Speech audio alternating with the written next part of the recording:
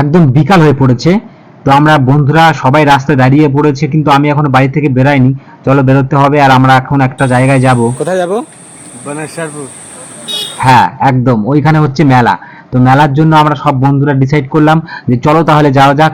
কিন্তু আমরা সব বন্ধুরাই বাইক প্রচন্ড স্লো চালাই, তো তার জন্য আমাদের যেতে যেতে হয়তো রাত হয়ে যাবে। এদিকে সবাই একটু হাই হ্যালো করে নিল, আর এদিকে আমি চলে আসলাম তোমাদের সঙ্গে।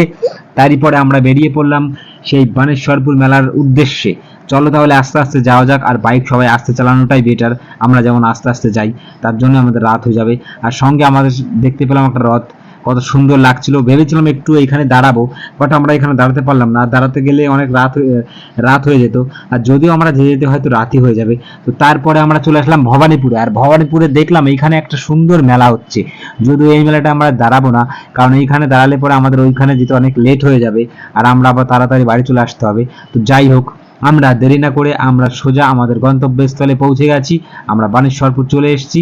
আর বানেশ্বরপুর আসবার পরে দেখো এখানে কত লোক, কত, আর এই মাঠটায় একটা নাগরদোল্লা বসেছিল, ও সুন্দর, মানে দেখেই পরিবেশটাই দারুণ লাগছিল। আর তার সঙ্গে সঙ্গে আমরা যখনই ঢুকে পড়লাম এইখানটায়, আর আমাদের একটা ফ্যান ফলোয়িং আমাদের একটু হাই দিল, দেখে খুব ভালো লাগলো। না, ওটা আমাদের একটা বন্ধু, তাই হাই দিয়েছে। তো যাই হোক, আমরা তাহলে ঘুরতে থাকি, আর তোমরা লাইক কমেন্ট শেয়ার করতে থাকো। আর thank you for watching, bye, see you.